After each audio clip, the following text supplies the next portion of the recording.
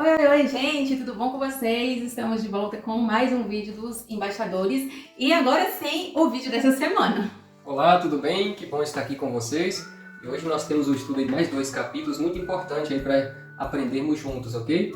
Sim, hoje a gente vai estudar 2 capítulos que serviram como base para a lição número 12 desse trimestre, que tem o título Não Perca a Esperança. E os capítulos dessa semana são muito interessantes, mas antes da gente estudá-los, só quero lembrar você que se você ainda não é inscrito aqui no canal, não perca mais tempo, inscreva-se para você ser notificado dos nossos vídeos, para você não perder nada. Também deixa seu like, que assim você vai estar ajudando o canal, para que o canal possa crescer, para que seja indicado para outras pessoas. E também deixa seu comentário aqui embaixo no vídeo, para que a gente possa bater um papo sobre o capítulo da semana, sobre o que você achou, e esses comentários também ajudam na divulgação do canal. E, sem mais delongas, vamos falar dos capítulos dessa semana, que foram os capítulos 25 e 26. O capítulo 25 tem o título de Cartas Importantes aos Tessalonicenses. Zé voltou, meu esposo não estava aqui esses dias, a gente teve aí dois vídeos que a gente comentou um pouquinho, que a gente conversou sobre umas viagens que Paulo fez em várias cidades. Dentre elas, ele passou pela cidade de Tessalonicenses. Eu não sei se você está lembrado, mas eu vou até deixar aqui linkado no vídeo. Se você não assistiu o vídeo que fala sobre essa viagem dele lá em Tessalônica, você pode voltar lá, assistir o vídeo primeiro, depois você vem para cá para se contextualizar, saber o que aconteceu lá em Tessalônica. A gente conversou, que ele começou a falar, pregar sobre Jesus, e aí foi falando todas as profecias bíblicas que apontavam para Jesus e tudo mais. Então, para você saber mais, vai lá no vídeo. Enfim, ele passou por essa cidade. E agora ele já foi para outros lugares. E aí, a gente começa aqui o capítulo falando que ele tá muito feliz, porque agora ele reencontrou com os amigos, que tinham ficado para trás. Timóteo e Silas, né? Isso. Timóteo e Silas, que tinham ficado para trás lá em Tessalônica, enquanto ele foi para Atenas, depois ele foi para Bereia, ele foi para um monte de lugar. E aí, agora, quando ele estava tendo uma situação que a gente estudou no vídeo passado, que ele estava numa situação complicada, até um pouco chateado lá em Corinto, meio desmotivado, aí chega agora Silas e Timóteo e dá um up no ânimo de Paulo e conta as novidades, sobre os novos conversos que ficaram lá em Tessalônica. A gente sabe que ele passou por várias situações nessas viagens, só que em todos os lugares teve pessoas que aceitaram a mensagem.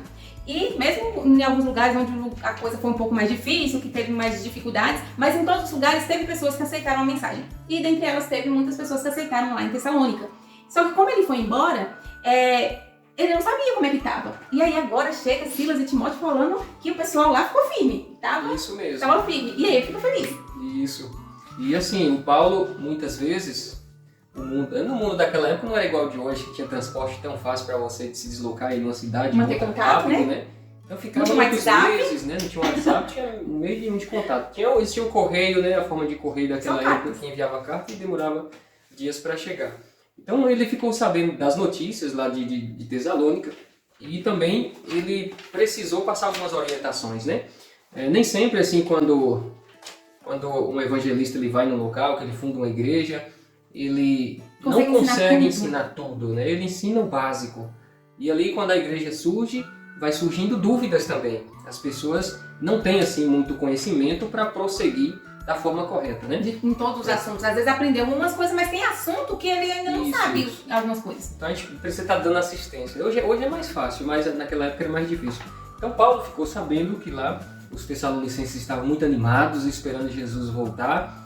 E estava naquela euforia quando você se converte ao cristianismo, Você quer ensinar para todo mundo, que quer levar todo mundo para o céu. Só que aconteceu alguma coisa que estava deixando eles um pouco assim já desanimados. Eles ainda não tinham entendido o que aconteceria com os mortos.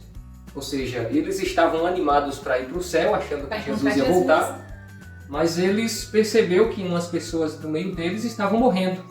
E agora batia o desespero. O que vai acontecer então? Eles morreram, acabou, perdeu a oportunidade. Eles acreditavam que Jesus ia voltar naqueles dias e só os vivos iam para o céu, Então foi um dos motivos para Paulo escrever essa carta para eles, ensinando eles o que aconteceria com os mortos, E aí, consequentemente, ele falou do estado dos mortos, o que aconteceu com esses mortos, e também sobre a questão da volta de Jesus. Então, nessas cartas, teve 2 assuntos principais que ele tratou: a situação dos mortos e a volta de Jesus. Porque, assim como você disse, eles estavam achando que Jesus ia voltar naqueles dias. E aí, levantou um grupo lá, achando que Jesus vai voltar, eu não vou fazer mais nada, eu vou ficar de boa, só esperando Jesus voltar. Estavam meio que preguiçosos, ali. e criticando quem não agia dessa forma. Por exemplo, se eu tô trabalhando no meu negócio, tô querendo evoluir de alguma forma aqui, aí eu era criticado, você não acredita que Jesus vai voltar?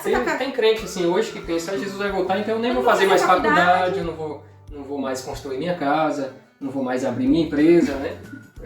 Acho que Jesus vai voltar e não quer fazer mais nada, fica numa vida assim preguiçosa. Na maresia. Então não é esse o propósito. O propósito é a gente continuar a vida, mas com a vida também preparada para a volta de Jesus, né? E aí é nesse contexto que Paulo escreve cartas orientando o que realmente vai acontecer. Tanto, e eles até falavam como se Paulo tivesse ensinado que Jesus ia voltar naqueles dias. Então ele também teve que quebrar esse mal entendido aí, porque as pessoas estavam falando que Paulo esperava Jesus nos dias deles. Isso mesmo. Nos estudos bíblicos que Paulo já tinha dado para eles no início, Paulo já tinha falado isso tudo.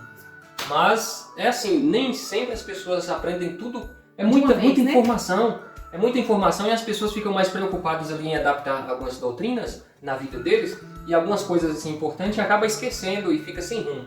Então Paulo agora manda essa carta explicando para eles, olha, Jesus vai voltar, vai ressoar a trombeta de Deus, os mortos em Cristo ressuscitarão primeiro, ok? Os anjos os levarão para encontrar com Jesus nos ares e nós, os que estivermos vivos, seremos também levados. Eu acho que essa fala, nós, os que estivermos vivos, aí eles falam assim, não, então ele acha que ele vai estar vivo e Jesus vai voltar nos dias deles. Então o povo compreendeu dessa forma e achava que Paulo esperava Jesus nos dias deles mesmo. E eu achei interessante que aí ele fala que a questão de que eles ainda eram bebês na fé. Então ele falou assim, eu não expliquei tudo porque eu tive que alimentar vocês com leite, porque vocês não estavam prontos para receber alimento sólido. Ele faz essa comparação de um bebê e uma pessoa maior, querendo dizer o quê? Ele explicou o básico que eles precisavam saber, só que isso não é o suficiente, é necessário, assim, por isso que ele sempre mandava cartas, porque é sempre necessário estar reforçando algumas coisas, tirando dúvidas, ampliando o conhecimento que eles tinham da palavra de Deus, porque eles não sabiam de todas as coisas. Então ele fez essa orientação. E apesar de todas essas coisas, eu achei interessante que parece que ele ficou dando uns puxão de orelha neles, como se eles tivessem aprendido um monte de coisa errada, mas ao mesmo tempo ele também faz alguns elogios. Ele fala que quanto ao amor o amor fraternal, ele não precisava falar nada, porque eles já demonstravam isso, eles se importavam com seus semelhantes. E assim, amigos, era uma igreja assim, igual as nossas hoje, defeituosa. Aqui diz o texto que havia gente fofoqueira, eles não trabalhavam, eram preguiçosos e ficavam falando mal da vida dos outros. Ou seja, eles cheios de defeito, mas sempre viam defeito na vida dos outros, né? Eles ficavam acusando os outros que estavam fazendo errado e eles não queriam trabalhar achando que Jesus ia voltar e eles não precisavam fazer mais nada naqueles dias, né? Então Paulo chama a atenção deles para que eles fossem santificados dessas impurezas, ou seja, vocês têm que abster dessas coisas erradas que vocês estão praticando, né? Em vez de criticar os outros, se abstenham da imoralidade sexual, das coisas ruins desse mundo e se santifiquem. Isso, porque era uma igreja nova, então muita gente ainda estava aprendendo muita coisa e muitos pecados ainda aconteciam dentro da igreja, né? E para deixar bem claro que Jesus não ia voltar naqueles dias, Paulo falou que Jesus não voltaria antes que viesse o homem do pecado. O homem do pecado, aquele que se assentaria no lugar de Deus, querendo ser o próprio Deus, e seria corrompido, né? Ele seria uma pessoa impura que iria trazer ali maldição sobre a religião. E ele chama de homem do pecado. E ele começa a ensinar sobre as profecias de Daniel, que falavam de vários acontecimentos que ainda ia vir antes da volta de Jesus, mostrando para eles que não ia ser logo naqueles dias deles. Esse homem do pecado aqui que é descrito por Paulo, a irmã White ela deixa claro que é o poder papal, né? Que é a mesma profecia de Daniel, que Daniel tinha revelado que aconteceria o filho da perdição, que iria corromper a religião e tal, nos últimos dias, e Paulo reforça essa ideia aqui, de que Jesus não voltaria antes que esse poder religioso, de certa forma, controlasse o mundo, né? Iria trazer imoralidade, iria trazer separação entre Deus e o mundo, né? Uhum. Então, assim, nos nossos dias atuais, existem pessoas que podem pensar, Jesus vai voltar logo, também eu vou ficar sem fazer nada, vou esperar. Mas assim, a gente sabe, através das profecias, que o filho da perdição, que um dia vai haver uma união entre poderes religiosos, que vai implementar uma obrigatoriedade para as pessoas aceitar o sinal que não é o sinal de Deus. A Bíblia diz que quem aceitar o sinal de Deus é os que serão protegidos por ele vai vir buscar os que foram selados. Quem aceitar o outro sinal da besta, que não é o de Deus, eles estarão livres com liberdade. Então esse poder papal, esse homem da iniquidade, ele vai entrar em ação ainda no mundo, né? Nos nossos dias ainda não aconteceu de forma assim geral, mas isso vai acontecer antes da volta de Jesus. Sim. Então chegou esse episódio no mundo, já pode saber. Paulo falou, Daniel falou, e Jesus está chegando. É isso aí. E aí agora a gente vai para o capítulo 26, que fala sobre divergências em Corinto. A gente estudou, né, no vídeo anterior, sobre essas viagens de Paulo. Uma das cidades que ele passou foi Corinto. Teve um monte também de situação lá que eu não vou repetir aqui, mas quem quiser acompanha. Eu vou deixar linkado aqui o vídeo, você pode voltar lá, assistir o vídeo para saber o que aconteceu com Paulo em Corinto. Mas resumindo, ele pregou lá em Corinto. Teve até uma família que eu mencionei, que foi Áquila e Priscila, que foi um casal que recebeu Paulo na casa deles. Paulo elogiou muito a hospitalidade, o desejo deles de servir na causa de Deus. Enfim, ele fez trabalho missionário lá. Ele teve frutos lá, mas não foi tão expressivo, talvez, quanto ele imaginava. Ele teve alguns problemas, ele teve que ir embora de lá depois, mas passou um tempo, um outro missionário apareceu lá em Corinto, também um servo de Deus e tal, e começou a pregar a mensagem lá em Corinto. E o nome desse homem era Apolo. E Apolo começou a pregar lá e o pessoal começou a gostar. E algumas verdades, assim, primeiro ele foi recebido também por Áquila e Priscila. E tinha coisas que ele ainda não tinha recebido, aquelas verdades. Então Áquila e Priscila, que já tinham ouvido a mensagem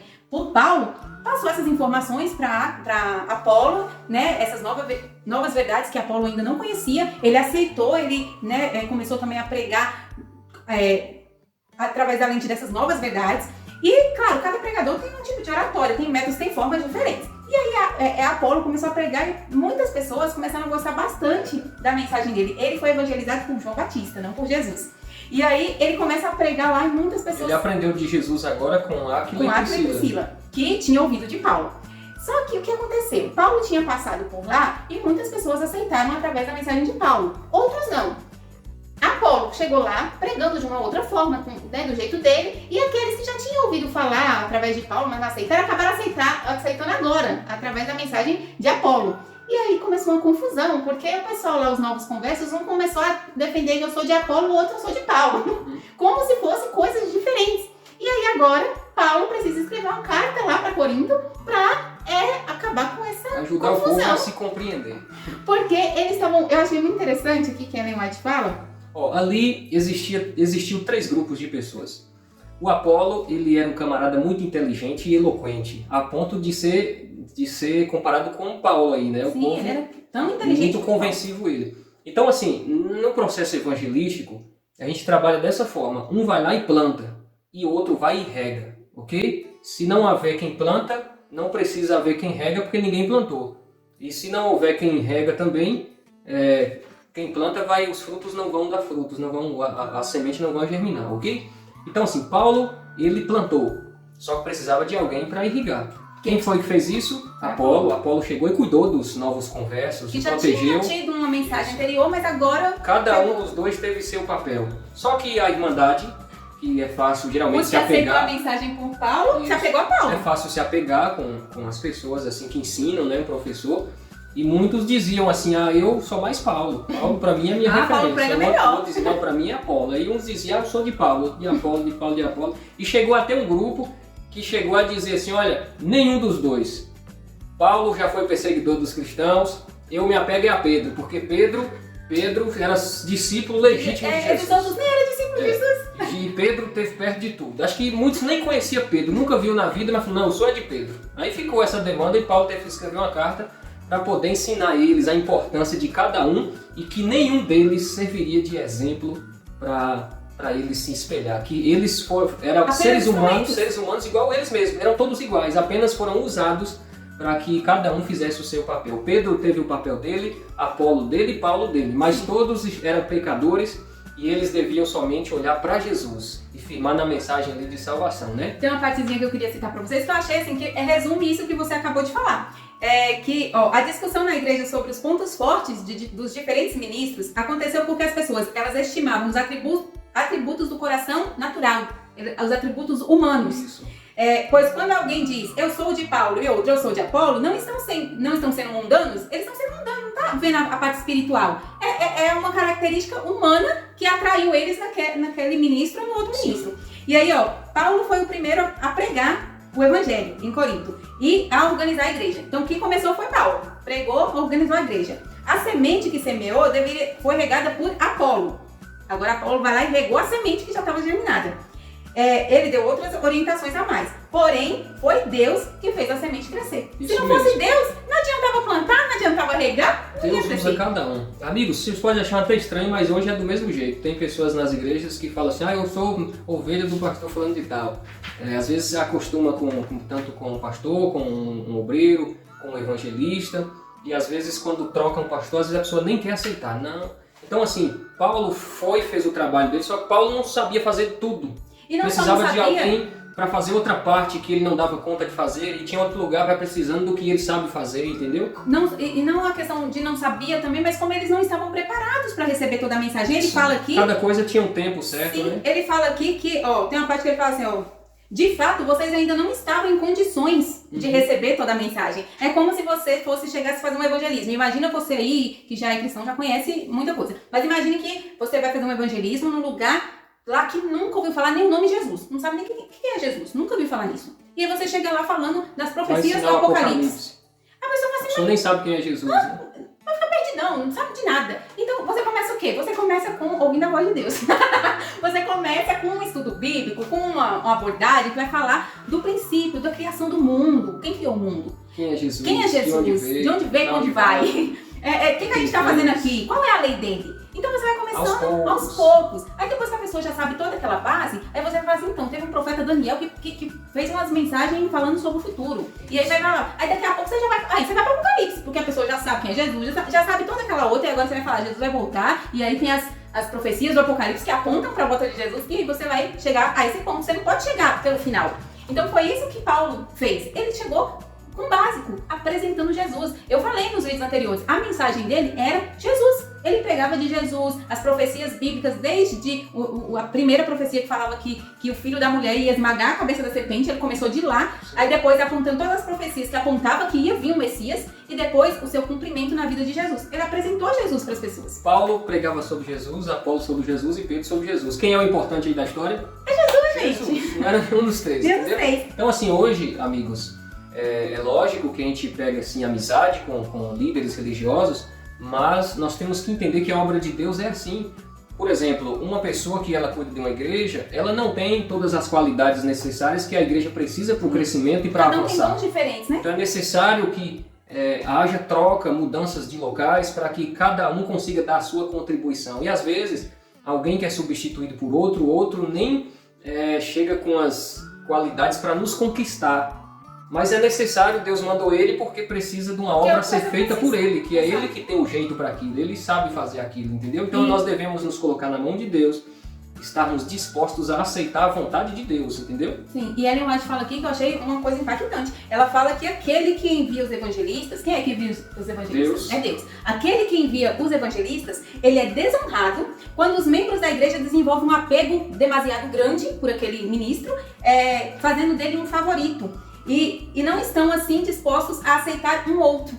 Então, a partir da hora que eu faço de um pregador, um pastor, um cantor, sei lá, um ministro que está trabalhando, levando a palavra de Deus, a partir da hora que ele se torna um favorito, a ponto de eu ficar fazendo comparações que ele é melhor que o outro, eu estou desonrando a Deus, porque Deus está enviando todos, cada um, para uma obra diferente, para fazer uma coisa diferente. Mas é Deus que está enviando todos eles.